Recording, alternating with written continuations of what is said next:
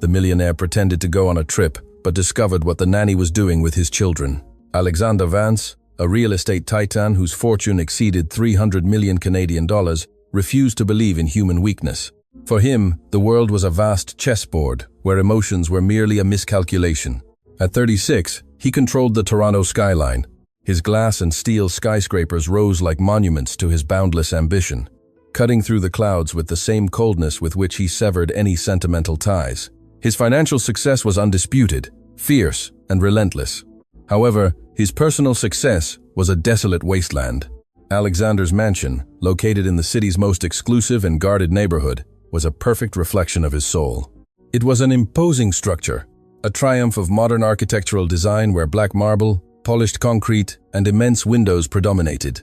There were no family photographs, no warm colors, nor the natural clutter that indicates a place is joyfully inhabited. It was, to all intents and purposes, a luxury fortress, beautiful but terrifyingly silent, a 3,000 square meters mausoleum designed to impress the world and isolate its owner. That sepulchral silence was only occasionally interrupted by the muffled cries from the west wing of the residence. There, in a huge room that looked more like a luxury toy store display than a children's room, lived Matthew and Liam. The 2-year-old twins, with blonde hair and enormous eyes, were the only living memory of Elena, Alexander's wife. 2 years ago, life had exacted the highest imaginable price from the magnate. Elena passed away due to unpredictable complications during childbirth. The very instant Alexander heard his children's first cries, his wife's heart monitor emitted a continuous, deafening beep that fractured his reality forever. From that night on, Alexander's heart completely closed off. The pain consumed him with such violence that his only way to survive was to amputate any feeling from his being. He took refuge in his businesses, obsessively multiplying his fortune, working 18 hours a day. He loved his children, of that there was no doubt in his subconscious, but seeing them was peering into an abyss of guilt and sorrow. Every time he looked into the innocent eyes of the twins, he saw the death of the woman he loved. As a result, Alexander became a ghost in his own home. He was an impeccable provider, ensuring the children lacked absolutely nothing material. But as a father, he was a distant figure, a shadow dressed in tailored suits that appeared for 5 minutes in the morning and disappeared before the children woke from their nap. The care of Matthew and Liam had been delegated to a revolving door of nannies and nurses. None lasted more than a month. The atmosphere in the house was so tense and Alexander's rules so draconian that they ended up resigning, suffocated by the pressure. Alexander demanded absolute silence when he was in the residence. He forbade toys from being outside their designated area and demanded daily reports on the children's feeding and sleep, read as if they were financial statements. "Mr. Vance," said the housekeeper, Mrs. Henderson, an older woman with a severe face. As she entered Alexander's immense study, her steps barely made a sound on the Persian rug. Miss Clara just packed her things. She left her resignation on the kitchen table. She says she can't stand the loneliness of this house another day. Alexander did not look up from the legal documents in front of him. His face, with sharp features and a hard gaze, showed not a hint of surprise. "Pay her severance and an additional month for the inconvenience. Have the chauffeur take her wherever she needs to go," he replied in a deep, monotonous voice, signing the paper impeccably. "Call the agency. Tell them to send another candidate first thing tomorrow. And this time make sure they understand I'm looking for efficiency, not someone to make friends. My children need supervision and discipline, not compassion." Mrs. Henderson nodded slowly, hiding her sadness at the coldness of the man she had once known to be full of life. In their luxurious confinement, Matthew and Liam grew up surrounded by abundance and punished by loneliness.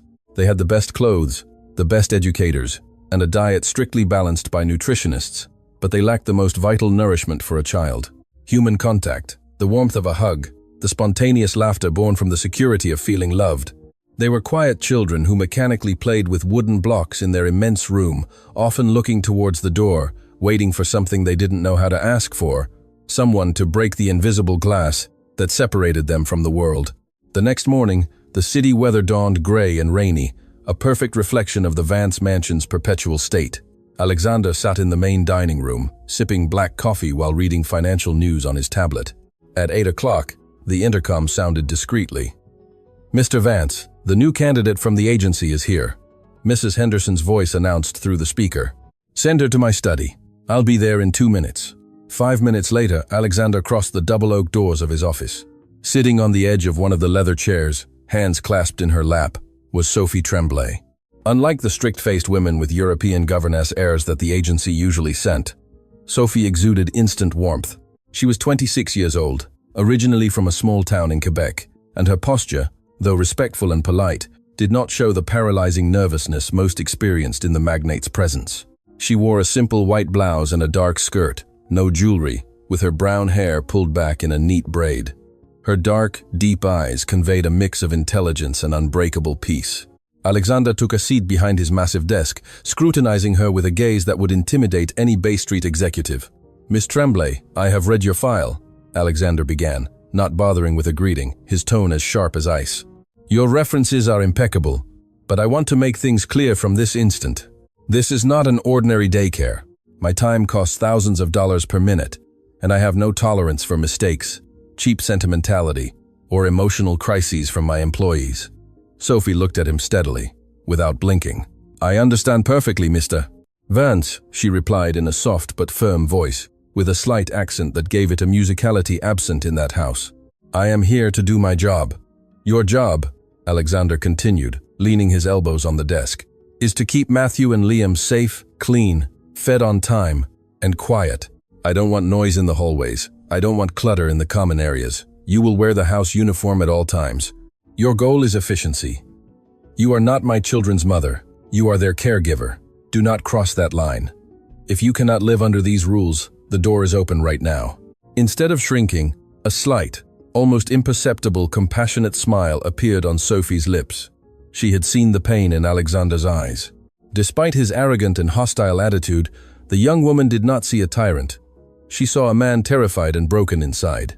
"I will not cross the line of my duties, sir, but my duties include the holistic well-being of the children." "I accept the rules," she said with conviction. "Good.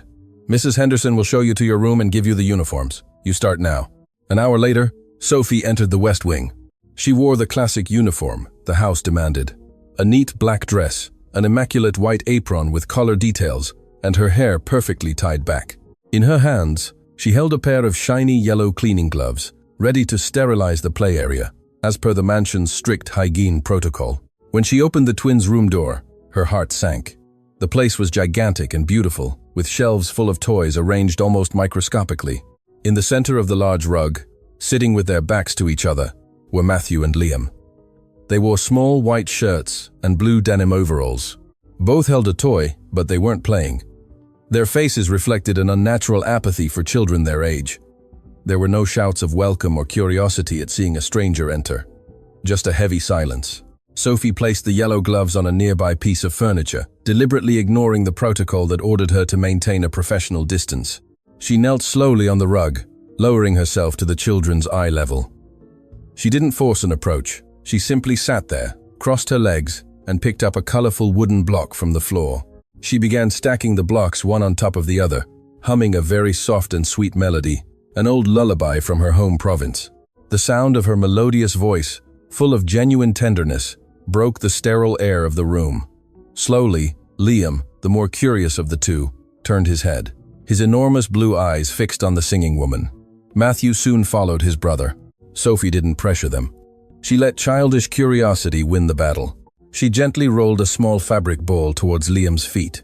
The child looked at the ball, then at Sophie, and with extreme shyness, picked it up with his little hands and pushed it back. Sophie smiled openly, a bright, warm smile that lit up her face and, by extension, the entire immense, cold room. She caught the ball and made a small gesture of surprise that provoked something magical, something the Vance mansion hadn't heard in months. Liam let out a small laugh, a sharp, pure, and crystal-clear giggle. Matthew, encouraged by the sound, quickly crawled towards them, joining the circle. In less than 15 minutes, Sophie was sitting on the floor with her black dress wrinkled, letting the twins undo her braid, as the three laughed heartily. The children, thirsty for affection, clung to her like shipwrecked sailors to a lifeline. Sophie wrapped her arms around them, giving them the first real, prolonged hug they had received in a long time. From the hallway, Mrs. Henderson watched the scene through the open door. A silent tear rolled down the housekeeper's wrinkled cheek. Light had returned to the Vance mansion, though its owner, confined in his tower of glass and pride, had yet to realize it. Isabelle Dubois crossed the threshold of the Vance mansion.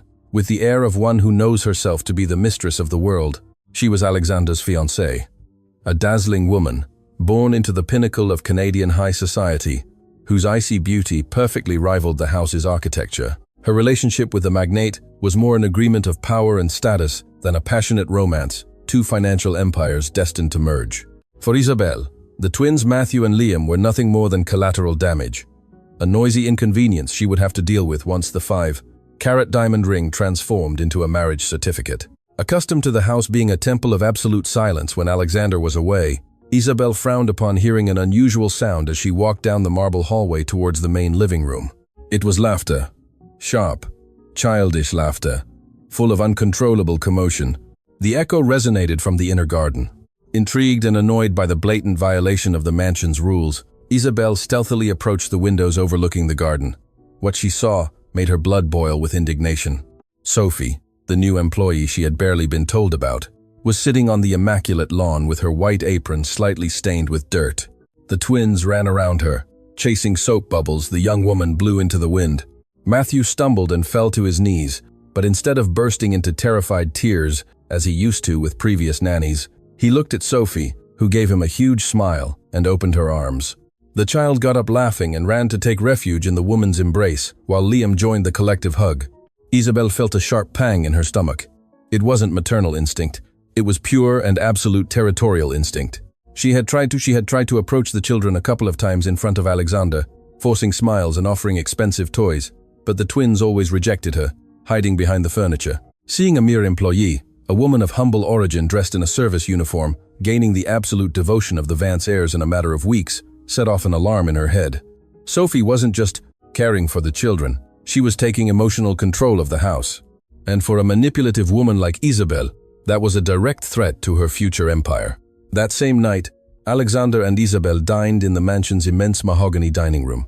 The table, large enough for 20 people, was occupied only by the two of them, lit by the dim light of a crystal chandelier.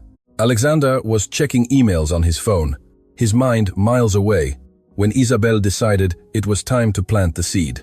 "My darling," Isabelle began in a soft, velvety voice, designed to caress the millionaire's ego. "You know I only care about your well-being and that of our future family, right?" Alexander looked up from the screen, his dark eyes showing a slight interest. "What's wrong, Isabelle? Get to the point. You know I hate beating around the bush." She sighed, feigning deep concern, and gently placed her wine glass on the table. "It's about the new nanny, Sophie. I've been observing her behavior these past few days when you're at the office dealing with your immense responsibilities. Alexander, I don't want to alarm you, but some things don't add up. Appearances can be deceiving." "What do you mean?" "Mrs. Henderson has given me the reports. The children are eating on time, and the house is in order," he replied defensively, though a muscle in his jaw tightened. His distrustful nature, the same one that had helped him amass his 300 million fortune, was always alert. "Oh, of course, she keeps up appearances in front of the housekeeper," Isabelle said, leaning forward, lowering her voice as if revealing a state secret. "But today I arrived early. I saw her in the garden, Alexander. The way she treats the children when she thinks no one is watching her. She manipulates them. She's deliberately spoiling them to make herself indispensable. But that's not the worst part." Alexander placed his phone face down on the table. His posture became rigid. "Speak." "I saw her wandering through your private areas," Isabelle lied with astonishing fluency, looking directly into her fiancé's eyes. "She entered your study, and the other day, when I passed by the kitchen, she was serving herself food on the main dinnerware, giving the children desserts the nutritionist forbade just to keep them quiet. And when Matthew wouldn't obey her, I saw her grab his arm with unnecessary force. The child looked at her with fear. Alexander, a fear she disguises as obedience when you're present. She's taking advantage of your wealth, of the comforts of this house, and she's using your children to secure her position." The silence that followed her words was dense and suffocating. Alexander said nothing immediately. His analytical mind began to process the information. In his corporate world, betrayal was commonplace. People always wanted something from him: his money, his influence, his status. Why would a simple nanny be any different? The idea that someone was secretly mistreating his children and enjoying his fortune behind his back caused a cold, dark rage to settle in his chest. The wall of ice surrounding his heart hardened even further. "If what you say is true," Alexander murmured in a voice that would chill anyone's blood, I'll make sure she never works in this city again. I just want to protect you, my love." "Protect them," Isabel whispered, reaching out to caress Alexander's hand, hiding a triumphant smile. The poison was already in the system. Over the next 3 days, the Vance mansion became an invisible minefield. Paranoia had taken deep root in Alexander's mind. Accustomed to having absolute control over every variable in his life, the doubt sown by Isabel gnawed at him from within. From his study, he watched the security monitors with obsessive intensity, looking for any abrupt gesture from Sophie, any look of terror in his children. But the cameras only showed static fragments of the daily routine. Sophie in the hallways, Sophie in the garden, Sophie pushing the double stroller. There was no sound on the internal security recordings, and the angles often left blind spots, especially in the West Wing and the family dining room. Alexander hated uncertainty. In the business world, when he suspected embezzlement, he conducted a surprise audit. In his home, he would apply the same ruthless logic. He would not confront the employee based on assumptions. He needed irrefutable proof. He needed to see the nanny's mask fall with his own eyes. On Thursday night, Alexander summoned all household staff to the main foyer. Cleaning ladies, cooks, Mrs. Henderson, and, of course, Sophie. Alexander stood before them, impeccable in his navy suit, radiating overwhelming authority. "I have gathered you at this hour because an unavoidable emergency has arisen in my European offices," he announced in a powerful voice, his gaze sweeping the group until it lingered a second longer than necessary on the nanny. "There has been a collapse in one of our real estate mergers in London. My private jet will take off first thing tomorrow. I will be out of the country for an entire week, completely incommunicado due to the intense negotiation days ahead." A murmur of understanding rippled through the staff. Alexander raised a hand, demanding absolute silence. "During my absence, I expect this house to function with the same military precision as always. Mrs. Henderson, you are in charge of general administration, and you, Miss Tremblay." Alexander fixed his cold, dark eyes directly on Sophie. "Yes, Mr. Vance," she replied, stepping forward with her hands clasped and a serene expression, unfazed by the tension in the air. "You will have total control of the West Wing and my children. There will be no visitors. There will be no alterations to their diet, no unnecessary noise. I want Matthew and Liam to maintain their exact routine. Remember my rules. This house is equipped with state-of-the-art technology, and even though I will be on another continent, my external security team will continue to monitor the perimeter. I will not tolerate negligence. Was I clear?" "Completely clear, sir. You have nothing to worry about.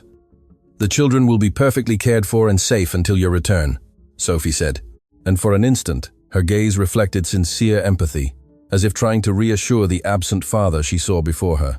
Alexander felt disgust at that look. Manipulative, Isabel thought. She was right. She's too perfect, too calm. The next morning, the operation began. The mansion woke early. Alexander's imposing European car was parked in front of the main doors with the trunk open and the chauffeur loading a couple of exclusive travel cases. Alexander descended the grand staircase, bidding farewell to Isabel, who had spent the night at the house to secure his alibi.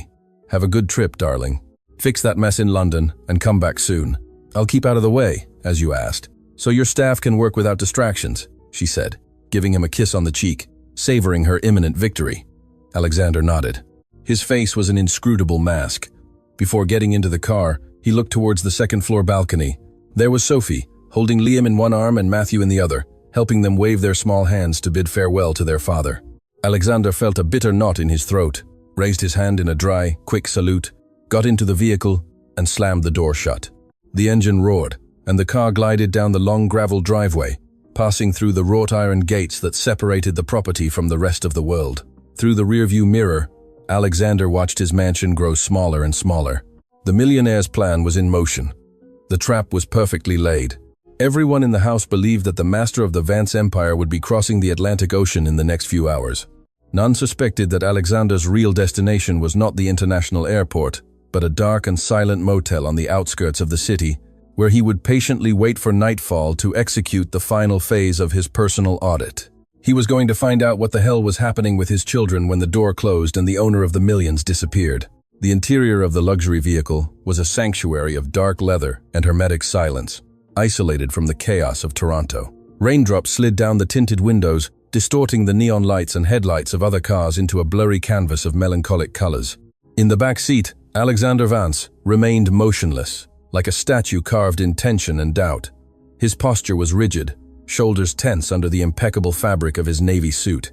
His mind, usually a perfect machine designed to calculate financial risks, project investments, and destroy corporate competition, was now a whirlwind of paranoia. Isabel's words echoed in his head, repeating like a poisonous echo he couldn't silence. "She's taking advantage of your wealth. She manipulates them." The child looked at her with fear. Alexander closed his eyes tightly, rubbing his temples with his index finger and thumb. The $300 million empire he had built brick by brick suddenly felt useless. An empty fortress that could not protect the only two people who carried his blood. He had spent the last 2 years fleeing the pain of Elena's loss, burying himself alive under mountains of contracts and board meetings, convinced that his coldness was an impenetrable shield.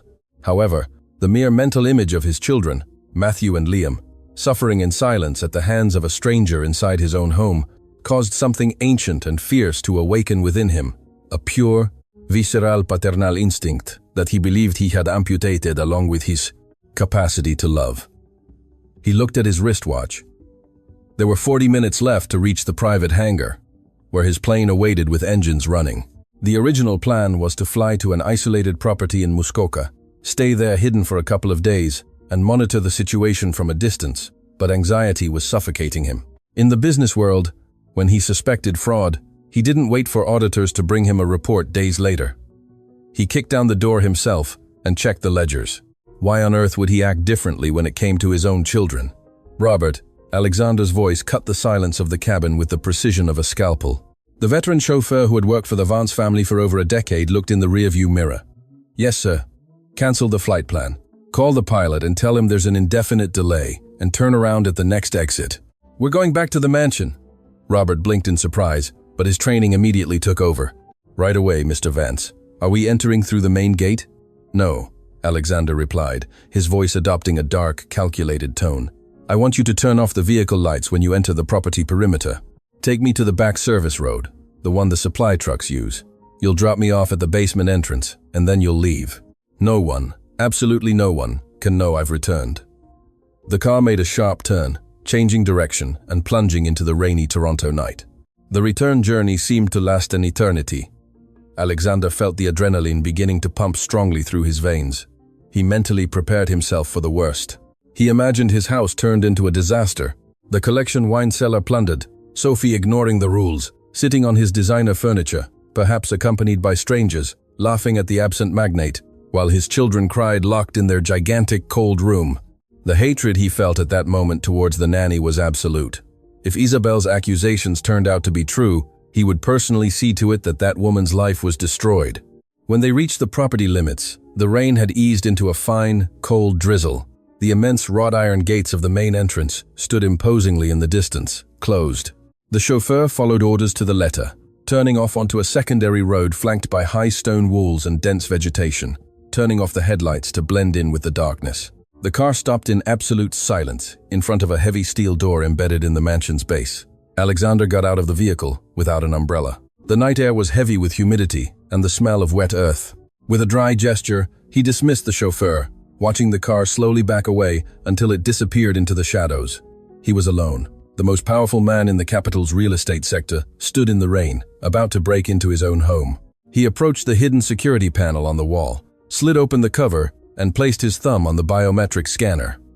A small green light flashed, and the lock mechanism emitted a deep, dull click. Alexander pushed the heavy door open and crossed the threshold, entering the service tunnels of his own mansion. The contrast was immediate. The storm was behind him. Ahead stretched an impeccably lit and sterile underground corridor, designed for maintenance staff to move unseen by the house's inhabitants. Alexander advanced with cautious steps, his shoes barely echoing on the polished concrete floor. He felt like a ghost, a specter traversing the bowels of his own empire of marble and silence. He ascended the spiral staircase of the service area, opening the door that led directly to the back hallway of the first floor. The hunt had begun, the trap had closed, and he was ready to discover his prey. Alexander slipped through the hallway, enveloped in the night's gloom. The mansion's main lights were off, and only the discreet wall sconces programmed to provide minimal security lighting cast elongated shadows on the black marble floor. The house was plunged into a dense, heavy silence. The same artificial and imposed silence he himself had ordered maintained for months. There was no sound of rain, blocked by the acoustic insulation glass, nor the hum of appliances from the immense professional kitchen. With controlled breathing, he advanced until he reached the double solid oak doors of his private study. He used his master key and entered without turning on the crystal lamps. The familiar scent of fine wood, aged leather, and ink immediately enveloped him. He closed the door behind him, making sure the latch clicked shut silently, and walked in the dark towards his immense desk. Behind a false panel in the wall, covered by a valuable abstract painting, was the true brain of the mansion, the internal security server, a matrix to which even the external perimeter guards did not have complete access. Alexander entered his code on the alphanumeric keypad. The main screen came to life, emitting a cool, sideways glow that illuminated his tense face and his dark eyes, injected with anxiety. A dozen grids appeared on the monitor, showing live feeds from all the hidden high-resolution cameras distributed throughout the house. Alexander leaned forward, resting his hands on the desk, his knuckles white from the tight grip. His mind expected disaster. His heart, protected by an icy shell, expected confirmation of betrayal. He began the visual audit. First, the wine cellar. The monitor showed perfectly aligned rows of historical bottles, untouched, shrouded in climatized darkness. There was no one, no broken bottles, no signs of intrusion. He switched to the main living rooms. He searched for the chaos Isabel had assured him he would find. He looked for the staff hosting a clandestine party behind his back, or Sophie resting with her feet on the glass tables. Nothing. The antiques were in place. The designer furniture remained immaculate. The Persian rugs showed not a single wrinkle. The house looked like a closed museum at night, sterile and perfect. Alexander frowned. Confusion began to seep through his anger. He quickly changed the view to the west wing, the forbidden zone. The hallway cameras showed Mrs. Henderson closing her room door, retiring for the night. Everything followed the strict schedule he himself had designed. The initial paranoia brutally clashed with visual reality. Where was Sophie? Where were his children? His fingers flew over the control panel, switching the feed to the cameras in the secondary dining area and the playroom located near the inner garden. There the screen returned a flash of warm light. Lamps were on. Alexander adjusted the camera's contrast. He could see movement. Sophie was there on the screen. She wasn't wearing vulgar clothes, nor was she accompanied by strangers. She wore her impeccable black uniform with the white apron, moving gracefully and serenely. On the camera, which lacked audio, he saw her lean over the table. He saw the twins sitting in their high chairs, but they weren't crying, they weren't terrified, nor did there seem to be the slightest hint of mistreatment. In fact, through the digital grain of the night image, Alexander noticed something that completely baffled him. The children moved energetically, raising their small arms effusively. The dissonance between Isabel's poisoned lie and the peaceful scene on the monitors made Alexander's head spin. Something wasn't right. On the screens, without sound, reality was incomplete. He couldn't see the details of their faces. He couldn't hear the nanny's tone of voice. His analytical brain, trained to always be distrustful, whispered that perhaps it was just an act, a carefully maintained facade. He needed more than digital images. He needed to witness it with his own senses. With an abrupt movement, Alexander turned off the screens. Darkness reclaimed the office. He straightened up, buttoning his tailored suit jacket out of sheer instinct for formality, and headed for the door. He opened the study door just a few inches. The central air conditioning hummed softly in the corridor. A mechanical murmur, almost imperceptible. Alexander stepped into the hallway, walking with calculated slowness, pressed against the wall like a hunter stalking his prey. Each step brought him closer to the frosted glass double doors that separated the main hallway from the daily dining area, from which a faint strip of golden light emanated. As he approached, the absolute silence he had imposed on his house for 2 long years began to crack. It wasn't the sound of broken glass, or the inconsolable crying of a terrified child. It was a sound that froze Alexander Vance in his tracks, leaving him paralyzed a few feet from the dining room door. A sweet, singing voice, full of infinite patience, floated in the air. It was Sophie. She was speaking in a colloquial, soft tone, mimicking different characters' voices, narrating a story with genuine enthusiasm. And then the little airplane went whoosh, directly to Matthew's landing strip. Sophie's voice, warm and vibrant, was heard, and the response to that voice was like a lightning bolt splitting the darkness of the house in two, a sound Alexander hadn't heard within the walls of his mansion since his children were newborns. It was laughter, uncontrollable, pure, and overflowing with joy. Double laughter. Matthew and Liam were laughing heartily. The childlike echo bounced off the high ceilings and marble walls, instantly destroying the mausoleum of coldness Alexander had built to protect himself from the world. There was no terror in those laughs, no manipulation. There was the purest and most innocent happiness. Alexander's heart, which for months had beaten only out of inertia and ambition, gave a violent lurch in his chest. The fury and paranoia that had led him to return in secret vanished, leaving in their place an emotional vertigo that completely destabilized him. He swallowed, feeling an iron knot in his throat. Slowly, with a hand trembling imperceptibly, he approached the dining room threshold. He was going to peek in. He was going to break through the wall of his own blindness. He was about to witness the scene that would change the course of his life and his empire forever. The entire night had been a torture of shadows and anticipation for Alexander Vance. After hearing that first childish laugh that broke the silence of his gloomy mansion, he had remained paralyzed, unable to take the final step. His mind, trained for corporate combat, had short-circuited in the face of the pure and innocent joy emanating from the adjacent room. Instead of bursting in and destroying the moment, Alexander had silently retreated to the darkness of his study, sinking into his leather armchair.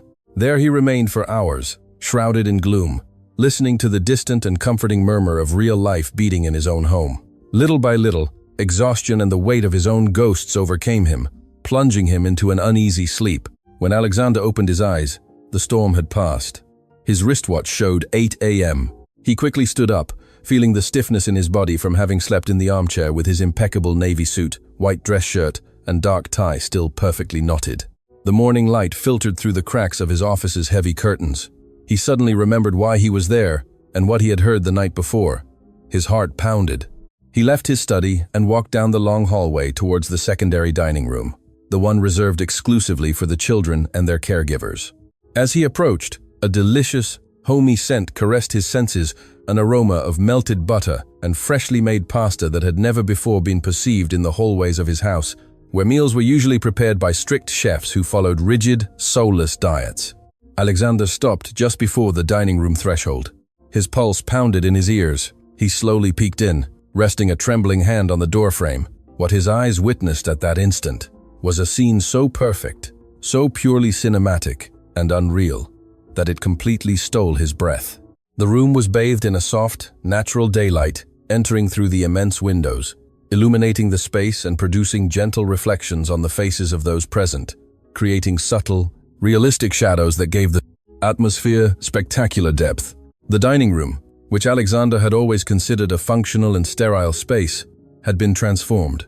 The soft pastel blue walls conveyed absolute calm, a sense of refuge and peace. Behind the main table, symmetrically aligned on the wall, hung his children's portraits, framed in light wood, giving the place a sense of belonging and family roots it had never before possessed. To one side, on an elegant carved wooden cabinet, a crystal vase overflowed with fresh, very colorful flowers that caught the sun's rays, infusing life and a vibrant touch of nature into the surroundings. It was a setting that perfectly blended the mansion's undeniable luxury with unparalleled domestic warmth, and in the center of that perfect picture, life itself unfolded before him. At an impeccably clean dining table, his two children, the blonde, identical 2-year-old twins, Matthew and Liam, sat side by side. Alexander felt a blind knot in his throat seeing them. They wore small white cotton shirts under blue denim overalls. These simple, earthy clothes created a soft and deeply innocent visual contrast against the neutral, luxurious tones of the house's interior design. Their faces were the very image of absolute happiness. Their little mouths were slightly open, curved in immense smiles, and their blue eyes shone with a curiosity and playful joy that Alexander didn't know they were capable of expressing. In front of each of them rested a gleaming white plate with steaming portions of pasta, arranged with perfect symmetry on the table. To one side of the table, standing and completely dedicated to her task, was Sophie. She wore the classic black service dress required by the mansion's protocol, adorned with an immaculately white apron and matching details on the collar. However, what vibrantly captured attention were the cleaning gloves she wore, a bright, intense yellow, acting as a strong and bold visual accent that broke the formality of her attire. Her posture was incredibly gentle and attentive. She was slightly leaned forward, creating a natural fluid movement as she served a little more food. The expression on Sophie's face was one of pure love, It was warm, protective, and deeply serene. She radiated the light of a mother, even though she was only their nanny. Alexander was frozen at the threshold, silhouetted against the backlight. His posture was straight, defensively habitual, but his shoulders had risen slightly in a gesture of absolute stupefaction. His mouth was slightly open, and his dark eyes were wide, reflecting an overwhelming mix of surprise and an emotion so profound it physically hurt his chest. He was a $300 million man, owner of towers that touched the sky, observing from the periphery of his own life the greatest and most valuable treasure he possessed, being cared for by a stranger who had restored his home's soul. Time seemed to stop in that room, bathed in the soft morning light. Alexander Vance, the ruthless businessman, the titan who didn't flinch before the most cutthroat boardrooms of Europe or North America, was nailed to the floor of his own house, unable to utter a single sound. From his position, in the doorway, partially hidden by the shadows of the outer corridor, he became a silent spectator of an everyday miracle. Sophie had not noticed his presence. She was completely absorbed in the children, her world revolving around Matthew and Liam's smiles. With a delicate and graceful movement of her hands, covered by the bright yellow gloves, she arranged a cloth napkin on Matthew's lap. "Come on, my darlings, eat all your pasta to grow big and strong like giants," Sophie said. Her voice was a melodic murmur, soft as a breeze, caressing every corner of the pastel blue dining room. Liam, his face smeared with a little sauce, looked up at Sophie and, with his tongue halfway out, babbled a word that sounded painfully similar to Daddy, pointing his small fork towards the window. Sophie paused her work for an instant. The smile on her face didn't waver, but it acquired a shade of deep tenderness and understanding. She knelt slightly, coming to the child's eye level, resting a hand on the wooden table.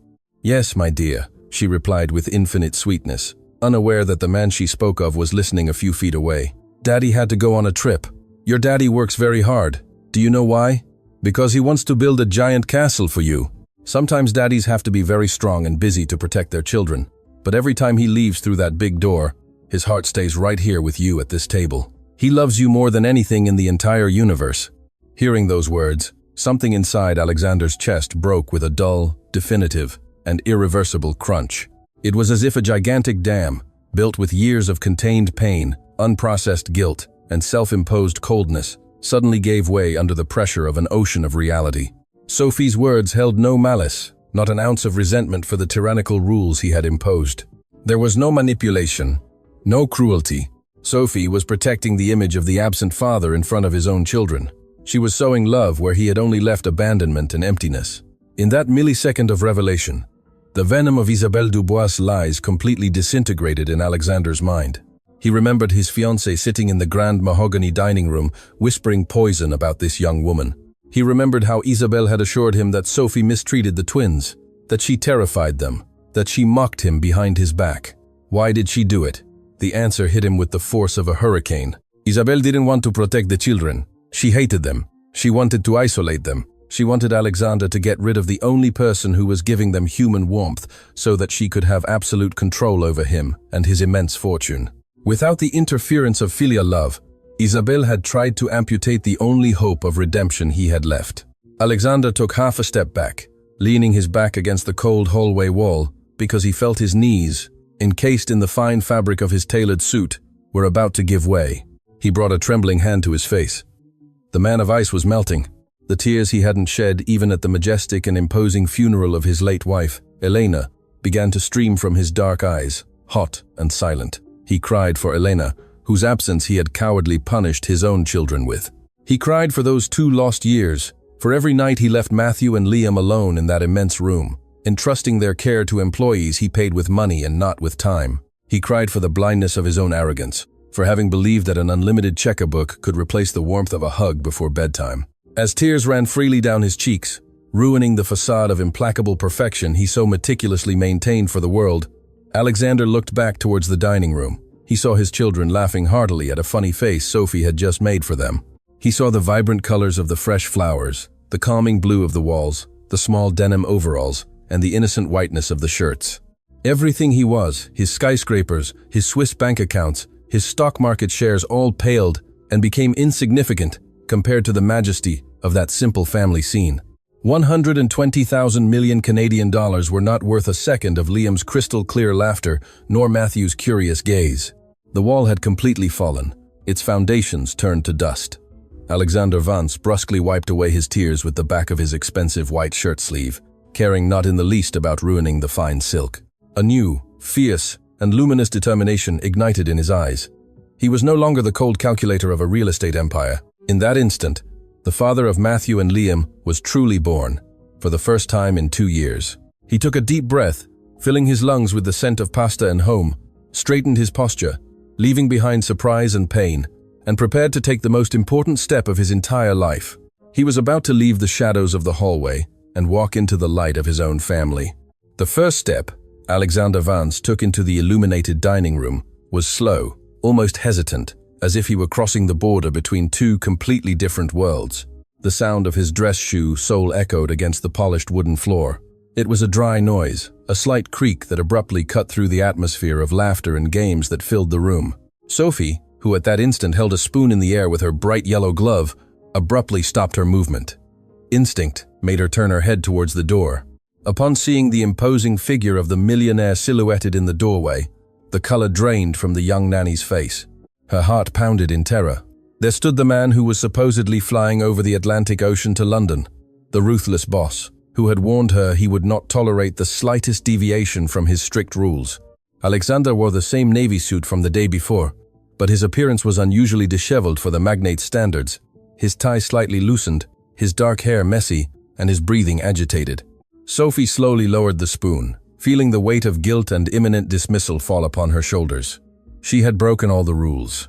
She had allowed noise, she had played with them, her apron was dirty, and worst of all, she had erased the line of professional distance she had been ordered to maintain. "Mr. Vance," Sophie murmured, her voice trembling for the first time since she had stepped into that mansion. She took a step back, instinctively interposing herself between the man and the twins. "I can explain the flight. I thought you." But the children's reaction was what truly shattered what little remained of the old Alexander. Matthew and Liam, sensing the sudden tension in their beloved caregiver's voice and seeing their father's tall, serious figure, stopped smiling. For them, Alexander was not a refuge.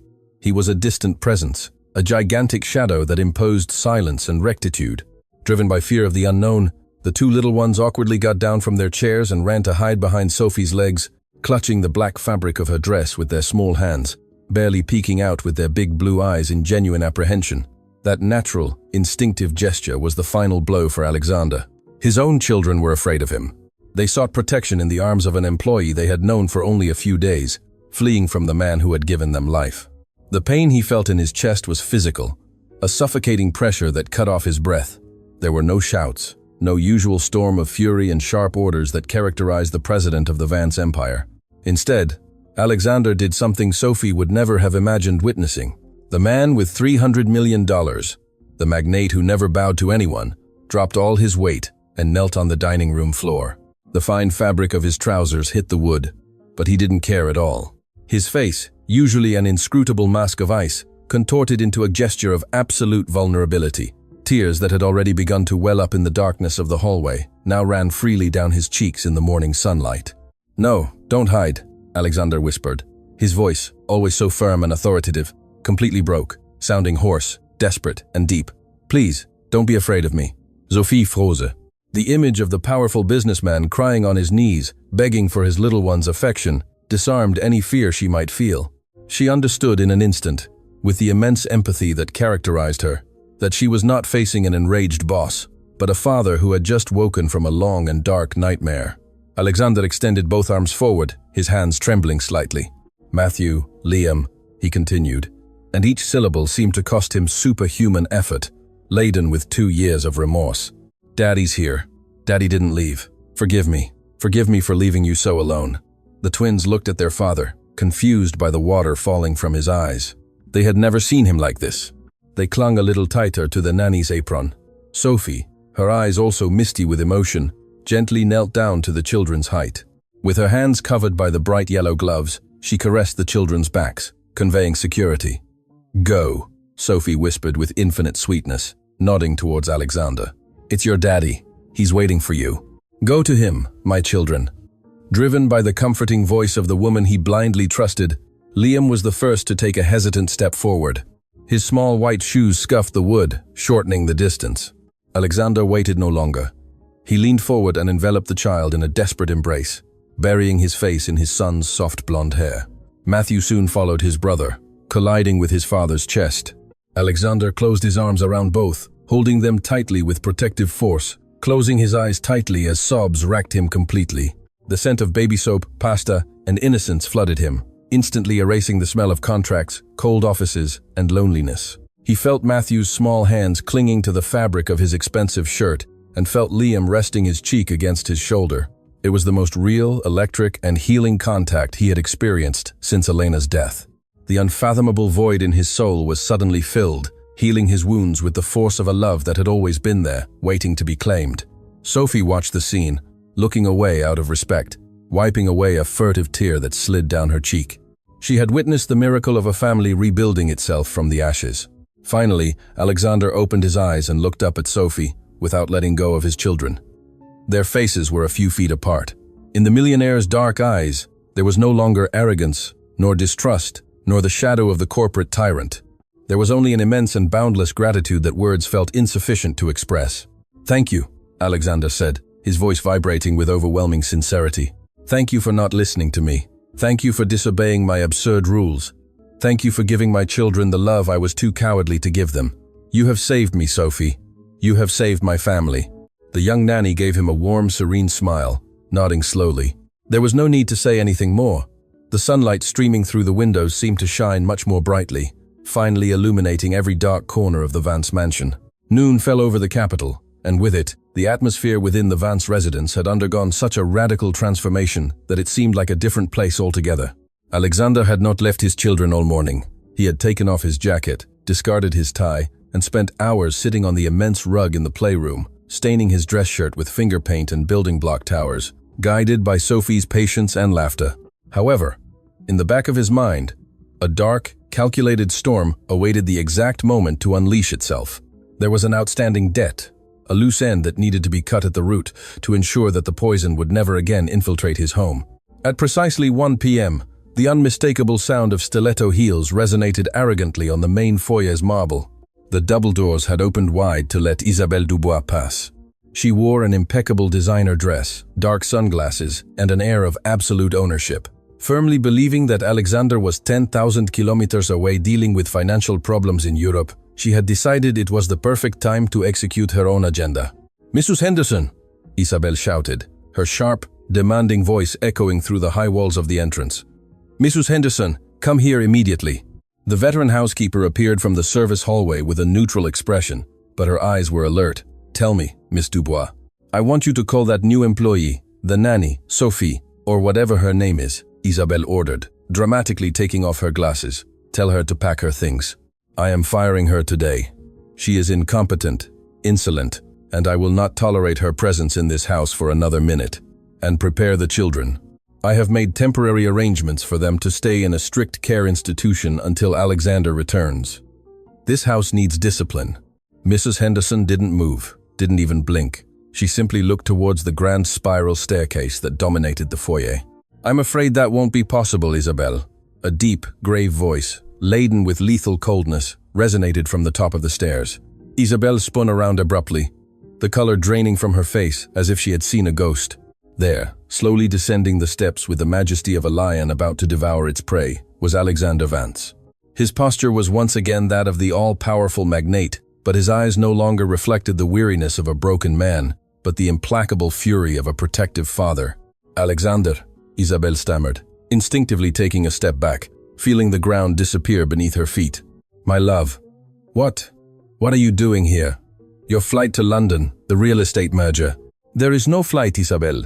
There is no crisis in Europe," Alexander replied, stopping on the last step, crossing his arms as he glared at her. "It was all a test to see what happened in my house when I turned off the lights. And guess what I discovered?" The woman swallowed hard. Her manipulative mind worked at 1,000 miles an hour, trying to find a way out, a lie that would save her from the impending disaster. "Alexander, I came precisely to protect you," she tried to say, forcing a trembling smile and taking a step towards him. "That woman, the nanny, I warned you. You must have found her stealing." "Silence!" Alexander's shout reverberated through the walls, cutting the air like a whip. Isabelle jumped back, genuinely scared. Don't you dare utter Sophie's name. I saw everything. I spent the entire night in this house, watching through the cameras and listening behind the doors. I saw the devotion with which that woman cares for my children, and I heard with my own ears how she defended my name in front of them, while you, the woman who claimed to love me, tried to destroy my family with poisonous lies. Isabel opened her mouth to protest, but Alexander's gaze petrified her. It was the look of a man who could sink entire corporations with a snap of his fingers, now directed at her with absolute contempt. You told me she mistreated them. You told me the children were terrified of her, he continued, lowering his tone to an icy whisper, slowly approaching her. You played with my pain, Isabel. You took advantage of my blindness and the distance I myself created with Matthew and Liam. You wanted to isolate me, to get rid of any figure who would give them love so that no one would interfere with your plans for greatness? You wanted the fortune, you wanted the status, but the children were in your way. That's not true, Alexander. I just wanted the best for us, she pleaded, her voice breaking, realizing the battle was lost.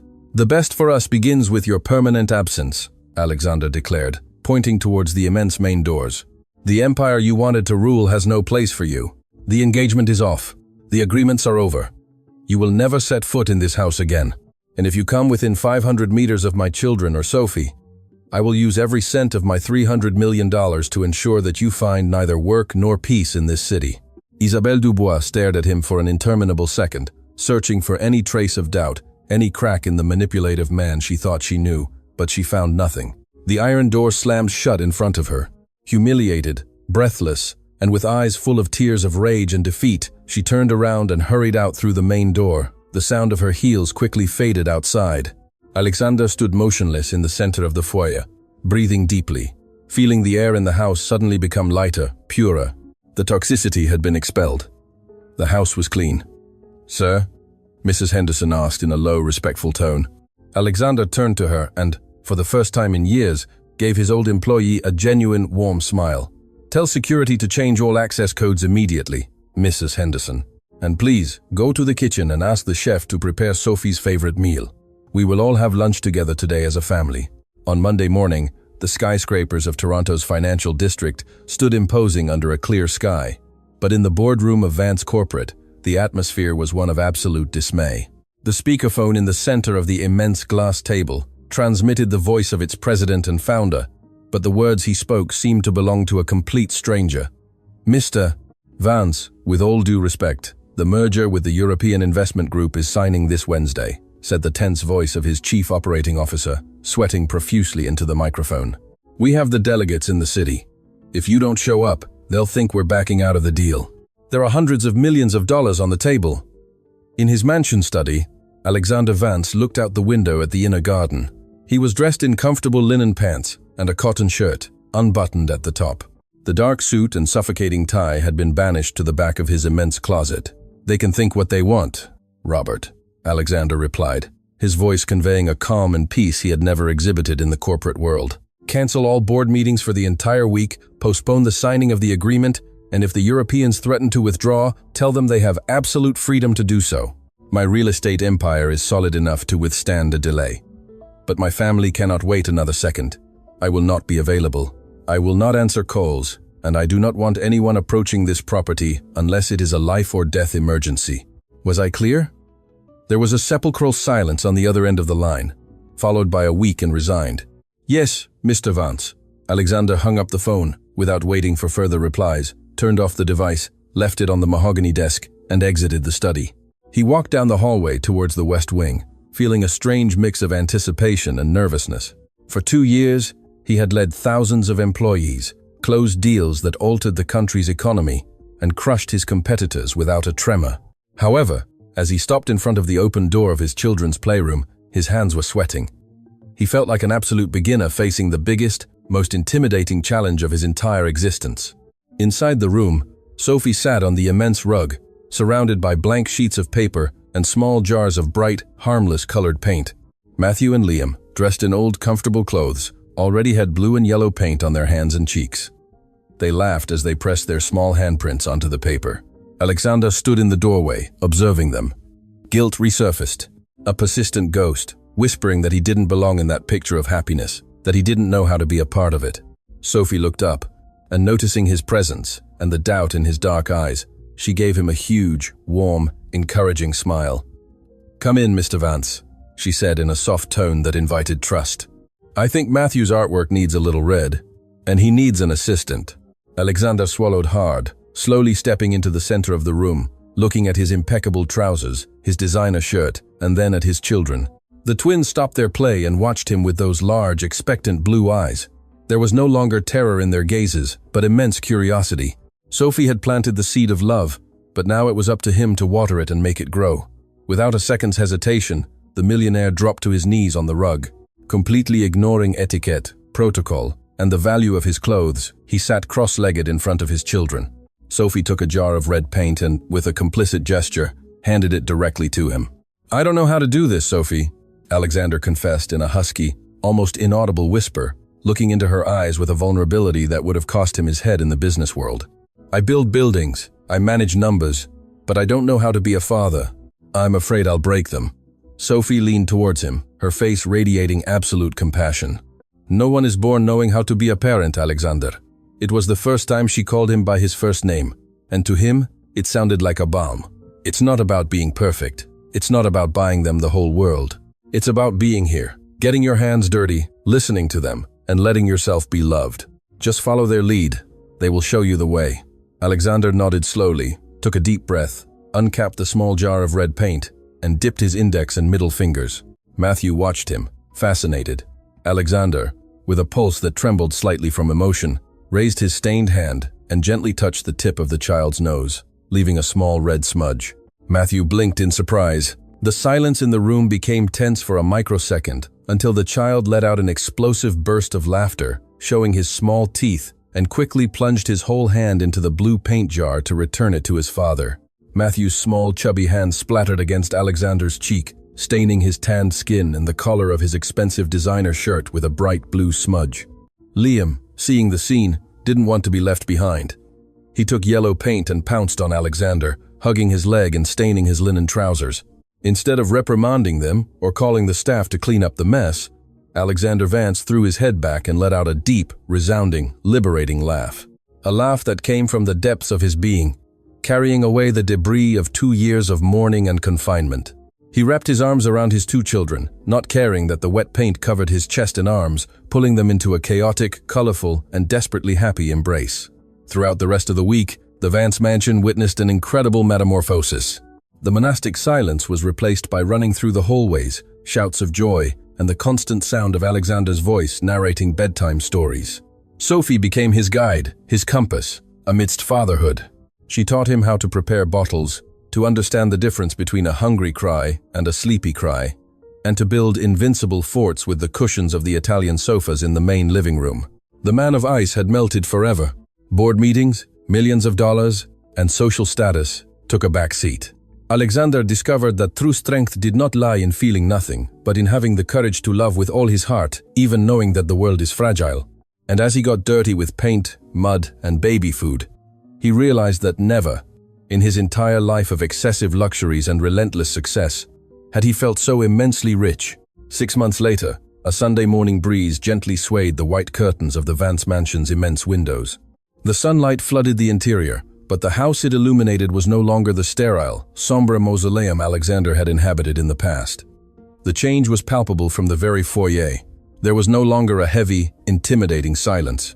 A small bicycle with training wheels rested brazenly against one of the immense black marble columns, and a collection of colorful blocks formed a half-finished tower in the center of the invaluable Persian rug. The mansion had lost its appearance of a closed museum to become a vibrant, messy, and wonderfully alive home. Alexander Vance was still one of the most powerful men in the country. His fortune, estimated at $300 million, had not diminished at all. In fact, businesses seemed to prosper even more with his new perspective on life. He had delegated responsibilities, promoted trusted executives, and established an unbreakable rule in his corporate office. After 5 p.m. and on weekends, the company president simply did not exist for the financial world. His time and devotion had exclusive owners. This particular morning, Alexander was in the same pastel blue secondary dining room where his life had taken a definitive turn 6 months ago. The wooden table was set for breakfast. Fresh flowers in the crystal vase radiated vibrant colors, catching the sun's glints. But this time, the scene was different. Alexander was not hidden in the shadows of the hallway. He was sitting at the head of the table, wearing a simple gray cotton t-shirt and jeans. Liam sat on one of his legs, helping him hold a small glass of orange juice, while Matthew cheerfully chewed a piece of toast beside him. The children, now 2.5 years old, radiated overflowing security and happiness. They no longer feared their father's figure. They considered him their hero, their playmate, and their greatest refuge. To Alexander's right, pouring steaming coffee into 2 handcrafted ceramic mugs, was Sophie. She no longer wore the strict black uniform with the immaculate white apron, much less the thick yellow cleaning gloves that acted as a professional barrier. She wore a light-colored, airy, comfortable summer dress, with her hair loose, cascading over her shoulders. Her status in the house had changed drastically. Alexander had broken her contract as a traditional nanny months ago, demanding that she be treated as an integral member of the family, the person who had rescued the souls of his children and his own. Sophie placed one of the coffee mugs in front of Alexander. Their hands brushed, accidentally. The contact was subtle but charged with a warm, familiar electricity. Alexander looked up and his dark eyes met hers. The look they shared was not that of a boss and his employee, nor even 2 friends. It was a deep gaze, cemented in mutual respect, admiration, and an affection that grew with the strength of an oak every passing day. It was the silent spark of a pure love that had been born in the midst of darkness and was now flourishing in the sunlight. "Thank you, Sophie," Alexander murmured, his voice loaded with a meaning that went far beyond the simple cup of coffee. Sophie returned his smile, her eyes shining with infinite tenderness. She sat at the table next to Matthew and gently wiped a crumb of bread from his cheek. "You're welcome, Alexander. It looks like it will be a beautiful day to take them to the park. Matthew promised me he would catch a butterfly today." "Yes, butterfly," Matthew shouted, raising his arms with enthusiasm, causing his brother Liam's contagious laughter, who almost spilled his juice if not for his father's quick reflexes. Alexander watched the 3 of them. He saw his children's smiles, the sparkle in the eyes of the woman who had brought him back to life, and heard the echo of laughter filling every corner of the immense room. He took a deep breath, feeling the pure, warm air fill his lungs. He thought about his real estate empire, his bank accounts, and the power he wielded in the city. All of that was dust in the wind compared to the scene in front of him. He had spent much of his adult life pursuing a fortune that had only brought him isolation and walls of ice. However, destiny, dressed in a white apron and armed with unwavering compassion, had taught him the greatest lesson of all.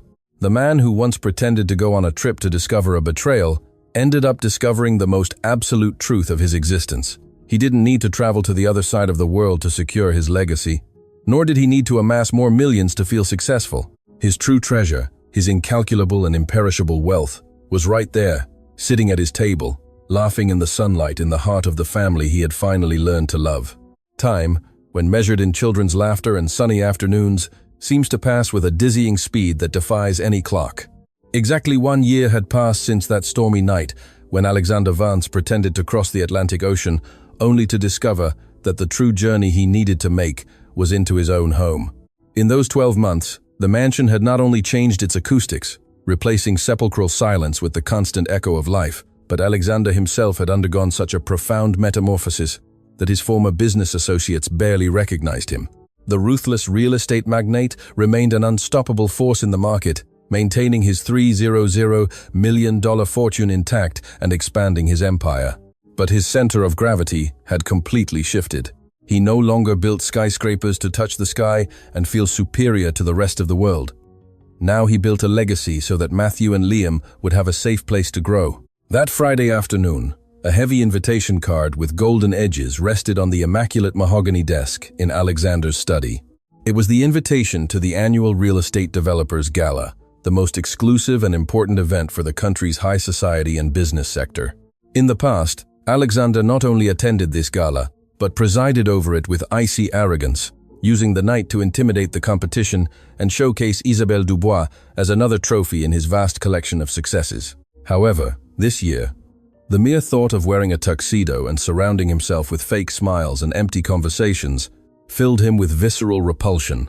He picked up the card between his fingers, ready to throw it in the wastebasket, when a thought crossed his mind. He had kept his family protected within the walls of his house for a whole year. He had shielded Sophie and the twins from the vultures of the press and the venomous judgments of the elite he belonged to. But hiding was also a form of fear. Sophie was not a secret to be kept. She was the woman who had saved his life, the light that had dispelled his shadows, and she deserved to take her place in the world, not behind him, but exactly by his side. Alexander left his study and walked towards the immense back garden of the property. The afternoon sun bathed the perfectly manicured lawn in a warm golden hue. In the distance, under the shade of a century-old oak tree, Sophie sat on a plaid blanket. She wore a simple cream-colored cotton dress, with her brown hair tied back in a loose braid that fell over her shoulder. Matthew and Liam, who now ran with the firmness and inexhaustible energy of their almost 3 years of age, chased a small golden retriever puppy that Alexander had adopted for them a couple of months ago. The scene was overwhelmingly pure. Alexander approached in silence, hands in the pockets of his linen trousers. Noticing his presence, Sophie looked up and gave him that luminous smile that invariably made the millionaire's heart skip a beat. "It seems the battalion has used up all its energy reserves," Sophie said in a soft tone, pointing to the children, who were now rolling on the grass, hugging the puppy. "You should have seen them 10 minutes ago, Alexander. They were a Category 5 hurricane." Alexander sat on the blanket next to her, crossing his legs, letting the warm breeze ruffle his dark hair. "I'm glad they have that energy. It's a sign that they're alive, that they're happy," he replied, without taking his eyes off his children. Then he turned his face to look Sophie directly in the eyes. There was a new intensity in his gaze. "Sophie, tomorrow night is my industry's annual gala. It's the event where the entire industry, the press, and the people I, unfortunately, have to deal with to keep the empire afloat, gather." Sophie blinked, nodding slowly, sensing the weight of his words. "I understand. I'll prepare your navy wool suit. I know, it's the most comfortable for these long dinners, and I'll make sure the children have an early dinner and go to bed without trouble, so you can rest when you return." Alexander gently shook his head, raising a hand to delicately caress Sophie's cheek. The contact made her hold her breath for a microsecond. Over those 6 months, their relationship had evolved from immense gratitude to a deep, unspoken, and respectful love. But Alexander knew it was time to take the definitive step, to cross the last line separating them. "I'm not telling you about the gala, so you can prepare my clothes, Sophie," Alexander said, his deep voice vibrating with contained emotion. "I'm telling you because I want you to come with me. I don't want to go alone. And to be completely honest, I don't want to attend any of those high society events again if it's not with you on my arm." Sophie's dark eyes widened, reflecting a mix of genuine surprise and sudden fear. "Alexander, I don't belong in that world," she stammered, lowering her gaze to her hands, which suddenly seemed not to know where to rest. "I'm the woman who came here with an apron and yellow gloves to take care of your children. Those people, your partners, the press, they'll devour you alive. They'll judge me, and what's worse, they'll judge you for bringing a mere household employee to the most exclusive dinner of the year." Alexander took Sophie's hands in his, intertwining their fingers with a protective and unbreakable firmness. "Listen to me closely, Sophie," he pronounced in a tone that allowed no argument, but was laden with infinite tenderness. "That world you speak of, the world of fake diamonds, inherited fortunes, and plastic smiles, is absolutely worthless. I was the king of that crystal world, and I swear I was on the verge of dying of cold on my own throne. You are not a simple employee. You are the pillar of this family. You are the woman who taught me how to be a father. The woman who rebuilt my soul piece by piece when I myself believed it was irretrievably broken. If they want to judge, let them judge. I just want the whole world to know who truly owns my heart." Tears welled up in Sophie's eyes.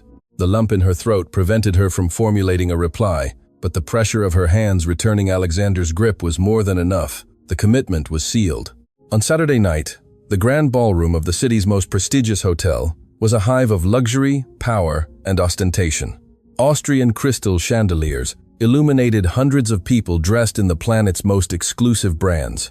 There were politicians, tech magnates, and heirs of ancient dynasties. At the main entrance, camera flashes exploded incessantly like a storm of white light, capturing the triumphant arrivals of the elite. When Alexander Vance's black limousine stopped in front of the red carpet, a murmur of expectation rippled through the crowd of reporters. The millionaire had been practically absent from public life. It was expected that he would step out of the car with his usual icy composure, perhaps accompanied by some new heiress willing to join her fortune with his after the scandalous and sudden breakup with Isabelle Dubois. The chauffeur opened the rear door. Alexander descended first. He wore a tailored black tuxedo that fit his strong build perfectly. But what surprised everyone was his expression. There was no arrogance or disdain. There was absolute serenity. He turned towards the interior of the vehicle, and extended his hand. Sophie emerged from the limousine. She wore no showy jewels or diamond necklaces that screamed their dollar value. She wore an elegant and flowing midnight blue evening gown of classic, understated cut, which highlighted the natural beauty of her skin and the depth of her eyes. Her hair was pulled back in a neat but simple updo. She did not compete with the opulence of the event. She transcended it, radiating a dignity, a peace, and a grace that no credit card with an infinite limit could buy. Alexander wrapped his arm around Sophie's waist, pulling her close with a protective and proud naturalness. They walked together down the red carpet, ignoring the frenzy of journalists who shouted the magnate's name and frantically asked for the identity of the mysterious woman. Upon entering the immense main hall, the effect was immediate. Conversation stopped. Heads turned. At one of the tables near the dance floor sat Isabelle Dubois' group of friends, who began to whisper venomously behind their champagne glasses, instantly recognizing the face of the woman who, according to high society gossip, had stolen their friend's empire. Sophie felt the pressure of 100 gazes fixed on her, and for an instant, she hesitated, squeezing Alexander's arm. He, sensing her nervousness, stopped in the middle of the room before the astonished gaze of his business colleagues. He leaned slightly, and not caring in the slightest who was watching, deliberately kissed Sophie's forehead, whispering in her ear, "Just look at me. The rest of this room doesn't exist." And so it was. Dina proceeded amidst diplomatic greetings and furtive glances, but Alexander made it clear with his body language that any disrespect towards his companion would be considered a declaration of commercial and personal war. His firmness was such that even the fiercest critics eventually lowered their gaze. The climax of the night came when the event host asked for silence to announce the main award, the award for real estate excellence granted to the project of the year. Ladies and gentlemen, tonight's award for the impressive construction of the Vance Tower Business Complex, a landmark in architecture and a $300 million investment that redefines our capital's skyline, goes to Mr. Alexander Vance. The voice resonated through the loudspeakers, followed by thunderous applause. Alexander stood up, buttoned his tuxedo jacket, gave Sophie one last smile, and walked towards the stage. As he took the crystal trophy and approached the microphone, the entire hall fell into an expectant silence. They expected the classic speech about market strategies, the value of investments, corporate effort, and his company's financial prowess. Alexander looked at the trophy in his hands for a few seconds, as if he didn't recognize what he was holding, and then placed it aside on the podium. He looked up and swept the room with his dark eyes, finally stopping at the table where Sophie watched him with devotion. "I deeply appreciate this recognition," Alexander began, his powerful voice filling every corner of the vast space. "The Vance Tower is, without a doubt, an imposing structure. We use the most resistant steel, the most durable concrete, and the most advanced technology money can buy. It was designed to withstand earthquakes, to resist the passage of time, and to be a monument to financial success." He paused, letting his words resonate. However, he continued, lowering his tone, making it more intimate and profound. "This last year has taught me a lesson that no business school and no financial statement could show me. I realized that a man can build a fortress 1,000 meters high, fill it with Carrara marble, shield it with the best security systems on the planet, and accumulate immeasurable wealth within it, and still live in absolute ruin. A glass building can touch the sky, but if there is no love in its foundations, if there is no laughter in its hallways, if there is no one waiting for you when you turn off the lights, that structure is not a triumph. It is simply a luxury tomb." A murmur of surprise rippled through the attendees' tables. The magnates looked at each other, bewildered by the unusual vulnerability of the man they knew as the fiercest predator in the real estate market. "I spent years running from pain, believing that power and distance would protect me from human fragility," Alexander continued, without taking his eyes off Sophie for a second. "I built walls so high that I ended up leaving my own children out in the cold. But life, in its immense and incomprehensible wisdom, sent me a miracle dressed in simplicity and armed with infinite patience. A miracle that did not judge me for my arrogance, but had the courage to teach me day after day what it truly means to build a home." Alexander pointed directly towards Sophie's table, ignoring the protocol and formality of the event. "That miracle is named Sophie. She didn't invest millions in my company. She invested her heart in my children. She gave me back the ability to feel, to laugh, and to be the father Matthew and Liam deserved to have. So, although I accept this award for the Vance Tower, I want you to know that the greatest, most important, and indestructible work of my entire life, is not made of concrete or steel. It is made of the unconditional love I have found by her side. Sophie, thank you for being the unshakable foundation of our family. I love you." The room fell into a silence so dense that one could hear the guests breathing. There was no immediate applause, just the pure impact of the absolute truth that had just been declared in front of the city's most frivolous people. Sophie, with tears streaming freely down her face and a smile of pure happiness, brought her hands to her mouth. And then, suddenly, a veteran builder at one of the back tables stood up and began to applaud. Seconds later, the entire room erupted in an ovation that far surpassed the previous one. They weren't applauding the magnate, they were applauding the man. 2 hours later, far from the noise, the flashes, and the false opulence, Alexander and Sophie returned to the mansion. They had escaped the gala before the final dance. The night was cool and silent.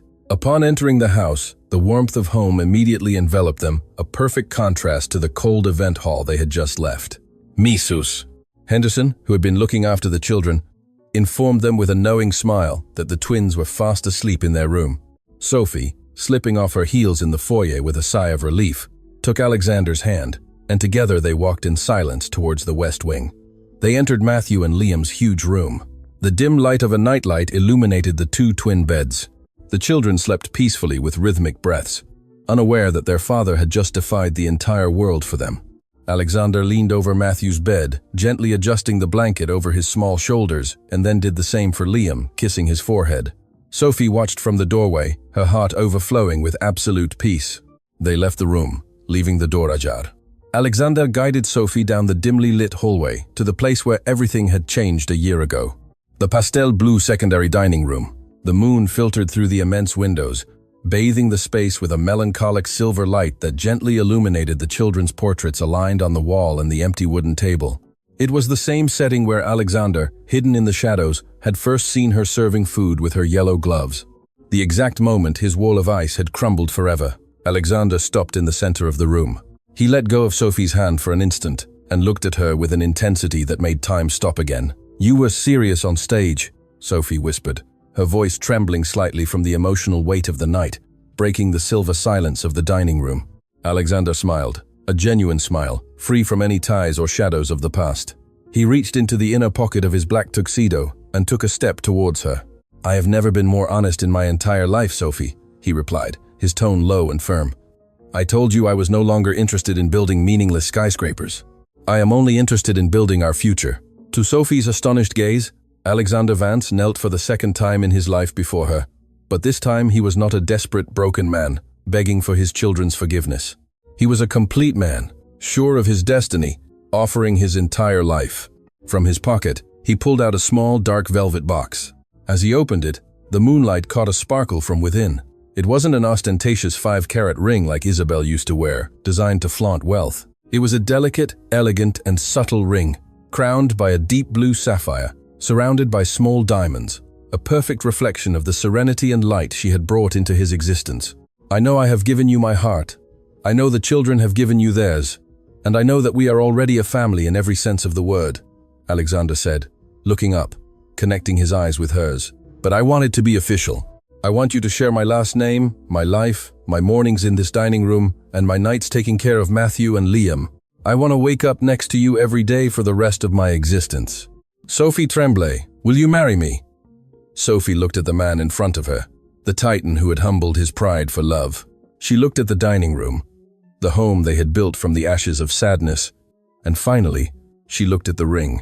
Tears, this time of absolute and overflowing joy, welled up again. She didn't need to think for a millisecond. "Yes," she whispered, her voice choked with emotion, dropping her purse to the floor. "Yes, 1,000 times yes, Alexander." He placed the ring on her finger, their hands fitting perfectly. He stood up and wrapped her in his arms, lifting her slightly off the ground. The kiss they shared under the moonlight had no witnesses, no flashes, no applause from high society. It was a silent, deep, and eternal kiss, anchored in the certainty that the worst storms were behind them. The next morning, the sun would rise again. The pastel blue dining room would again be filled with the childish shouts of Matthew and Liam, with juice spills, with the booming laughter of the millionaire, who learned to play on the floor, and with the loving gaze of the woman who transformed a cold mansion into the greatest treasure in the world. Alexander Vance's financial empire would continue to exist out there in the noisy city. But he had finally understood that his true wealth, his incalculable and imperishable fortune, resided forever in the unwavering warmth of his home, the absolute end.